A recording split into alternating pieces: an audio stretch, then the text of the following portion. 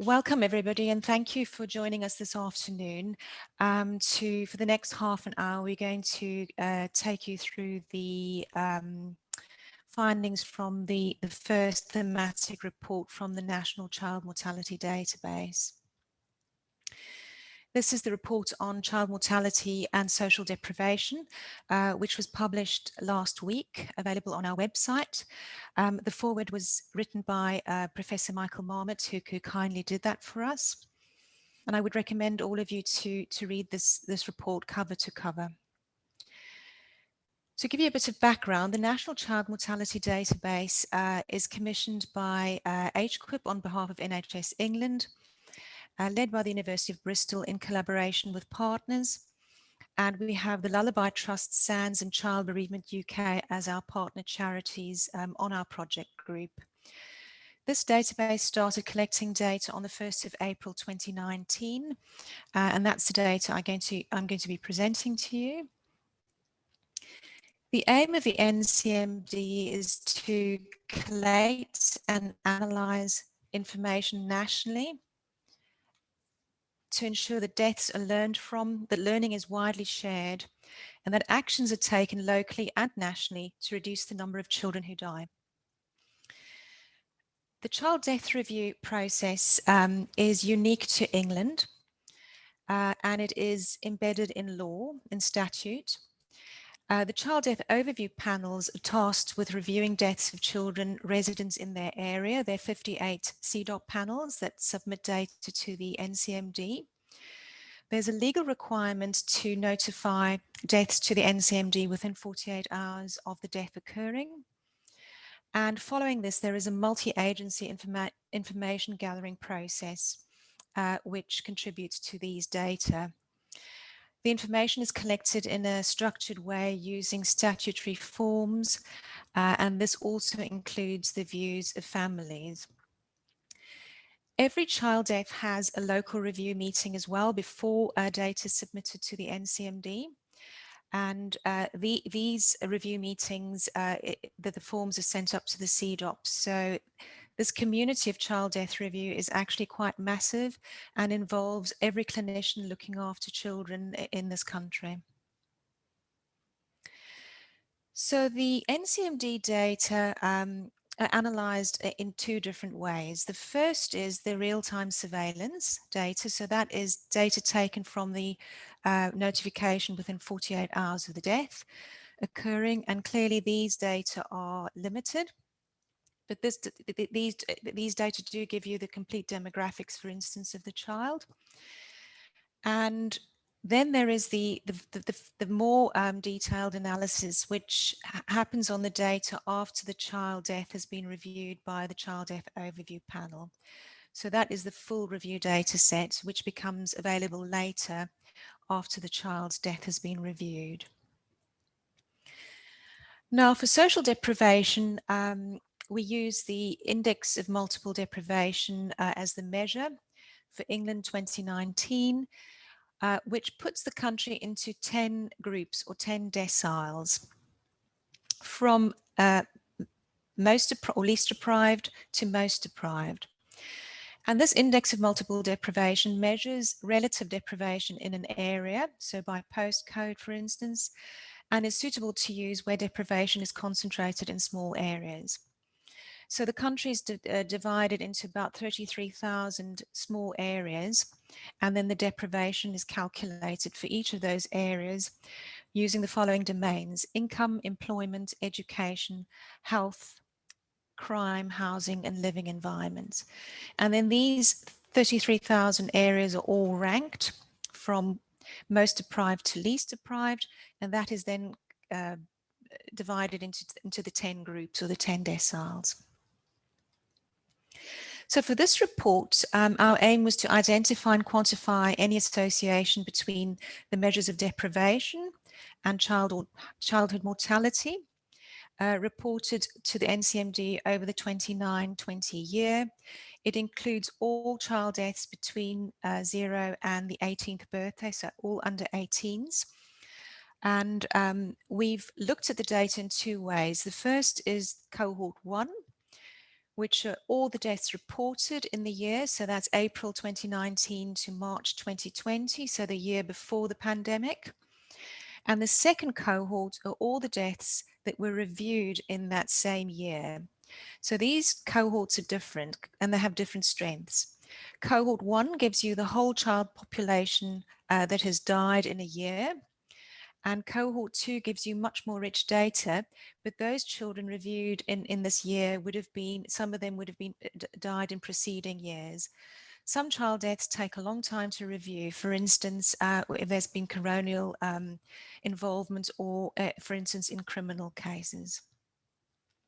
So we've described these cohorts by age of death as per those categories, sex, area of residence, so urban or rural, ethnicity, and then category of cause of death, which I'll take you through in a minute, and the modifiable factors found at Child Death Overview Panel Review. And we've measured these by the deprivation deciles that I've just mentioned. So we had, if we look at the characteristics of the two cohorts, that this is this big long table here, cohort 1 on the left, cohort 2 on the right. So in cohort 1, there were 3,347 childhood deaths reported and that occurred in the year 2019-20, of which 96% we've successfully linked to deprivation deciles. If we look at this cohort, so that looking at the category, so first of all deaths at the top, and then the categories of death. What we've done here is we've collapsed some of these categories down. You will know that the CDOP analysis form has 10 categories.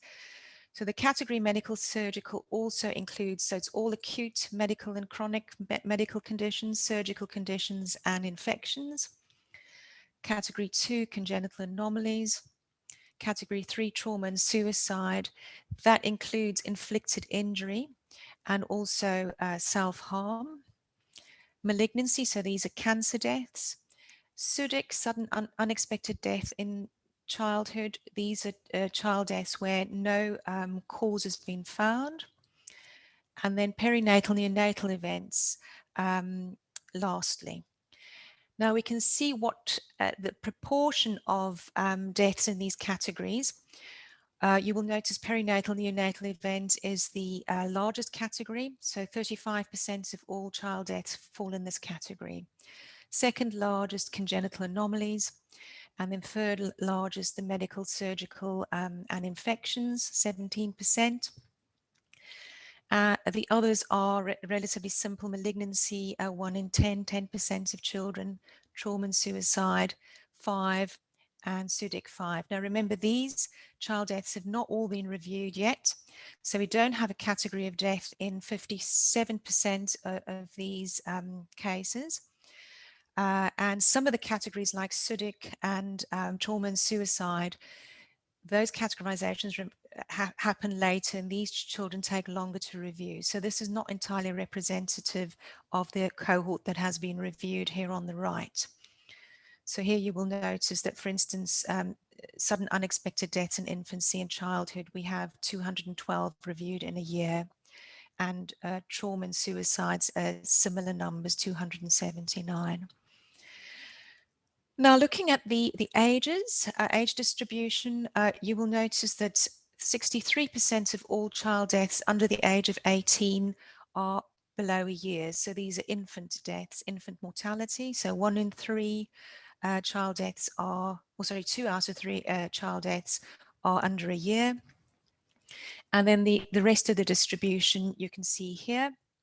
1 to 4 years, 11%, 5 to 9 years, 7%, 10 to 14, 8%, 15 to 17 years, 10%.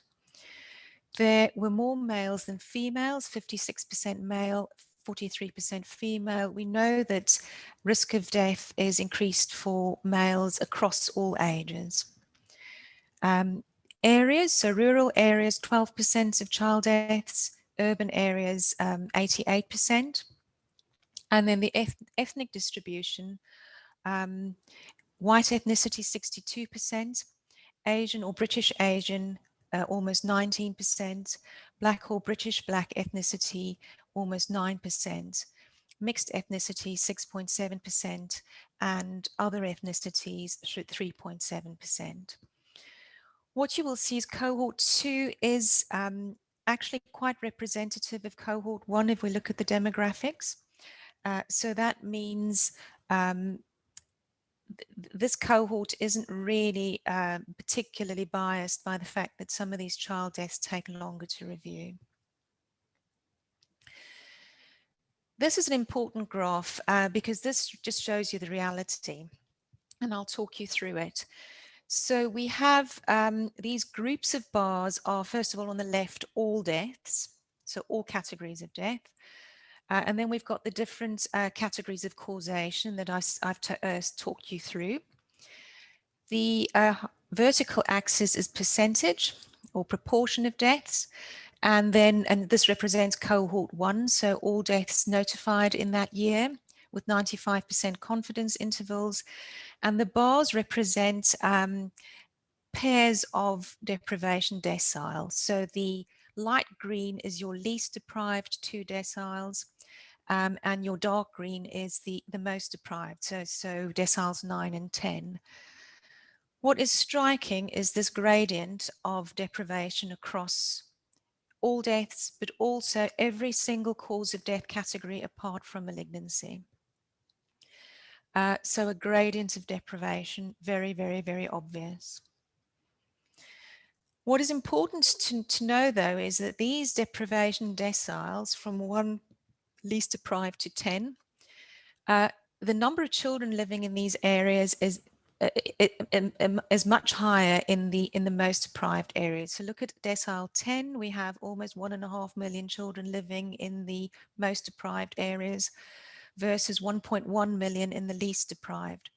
So that means when you look at this analysis, when you do it, the modeling, you do need to adjust for the number of children living in each area. You can't just do it in the crude way that the previous graph has demonstrated. So what we've done in this analysis, so this is looking at the relative risk of death for each increase in deprivation decile across the categories of death. And here we've used a Poisson regression model, and that is mainly to be able to give you p-values so that you can tell whether these differences are actually by chance or whether they are statistically significant. You will see from the graph I showed you with the gradient of deprivation, those 95% confidence intervals don't overlap. So you can tell that this gradient is probably statistically significant, but this is just a more formal way of looking at it. So what we can see here is in the unadjusted model that there's a 10% increase in relative risk of death if you compare the deciles. So for each increasing decile, there's a 10% increase. The confidence intervals are both over 1. So this tells us this is highly statistically significant, p-value less than 0.001. So this is very, very strong evidence that there is a gradient of deprivation affecting all deaths. And across all categories, we can see the same pattern. Medical, surgical, congenital anomalies, trauma and suicide, because we've got few deaths that have been in this category that have yet been reviewed, we actually, there's a power problem here. So I'll show you in the later analysis, there is actually a gradient of deprivation in this group as well. Malignancy is the only category of death where there actually doesn't seem to be this gradient of deprivation evident. The gradient is evident in SUDIC, so 14% increase for each increasing decile. Perinatal, neonatal, 13%. So, and in the adjusted model where we've adjusted for age, sex, and rural profile, you can see exactly the same thing. And these p-values are all highly statistically significant. So anything less than 0.05 is statistically significant. We've also done the analysis excluding all deaths that have occurred on the first or second day of life. That's to try and see if we take out, for instance, babies that have severely life-limiting conditions or at the borders of viability, whether this might be skewing these analyses.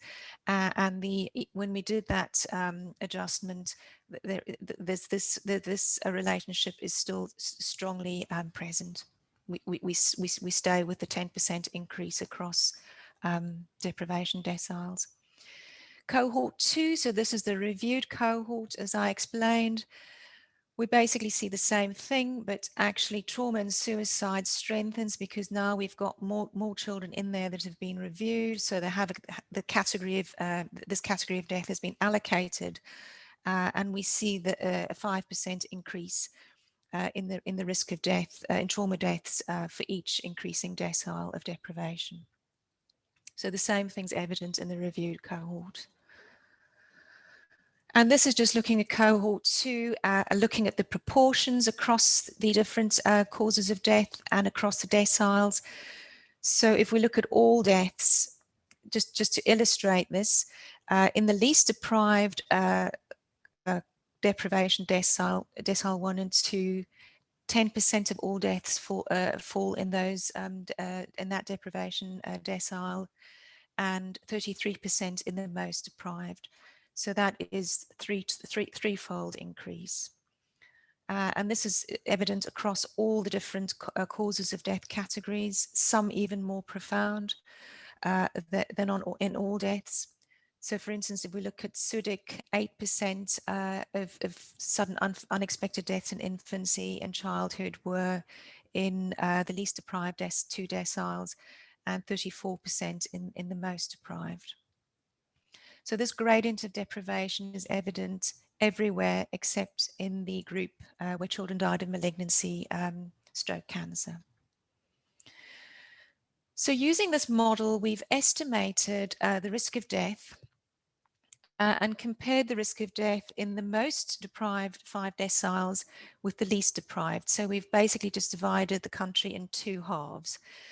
And this gave compatible results with the main analysis, with a relative risk of 1.5 and a population attributable risk fraction of deprivation of 22%. Looking at modifiable factors, so the child death overview panels categorize deaths and they work out whether they think there were factors that contributed to a death. And I'll talk you through what those are in a minute. But if these factors, these contributory factors are defined, they're modifiable, those by means of nationally or locally achievable interventions could be modified to reduce the risk of future child deaths. So this classification takes a forward view, looking at a factor and saying, if this factor was removed, would it potentially reduce future deaths? And looking at modifiable factors, again, across the deprivation centiles, 1 and 2 are least deprived, 9 and 10 most deprived. Modifiable factors in the least deprived group, 24%, so 1 in 4 child deaths had a modifiable factor identified. And most deprived, 35%, so more than 1 in 3 child deaths had at least 1 modifiable factor identified. And this trend was highly statistically significant.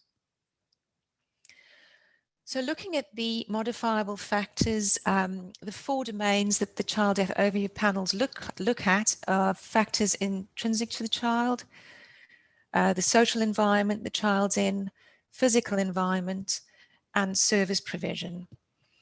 Important to emphasize that service provision is not just health, it's also social care and education.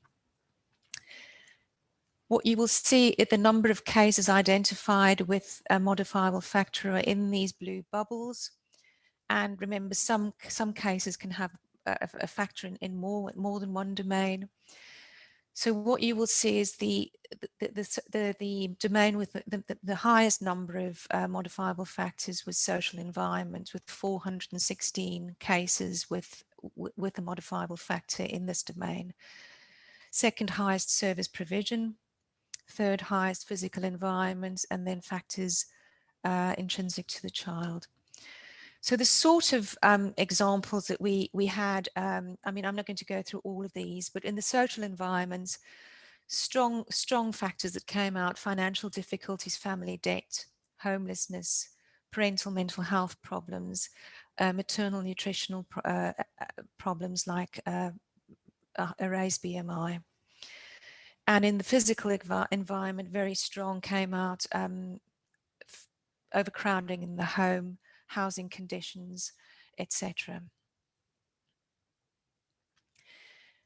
The other thing that's unique to this report is not only have we done analysis on quantities, but we've also done qualitative analysis.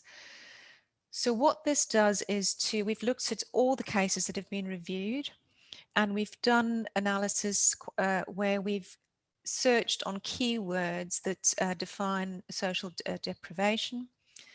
So we've searched every single case, no matter what IMD they were in. And what we found was that 212 of the reviewed cases, so that's 8% of child death reviews, had at least one factor related to deprivation present in the detailed information in the record. So that's searching every single free text domain as well. So that means 1 in 12 children reviewed had experienced one or more factors related to social deprivation during their life.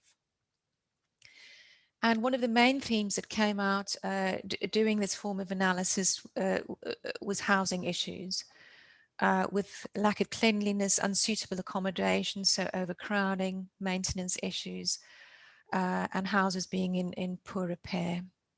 Homelessness was also specifically mentioned. Overcrowding was a strong feature that came out. So for instance, an example would be several examples where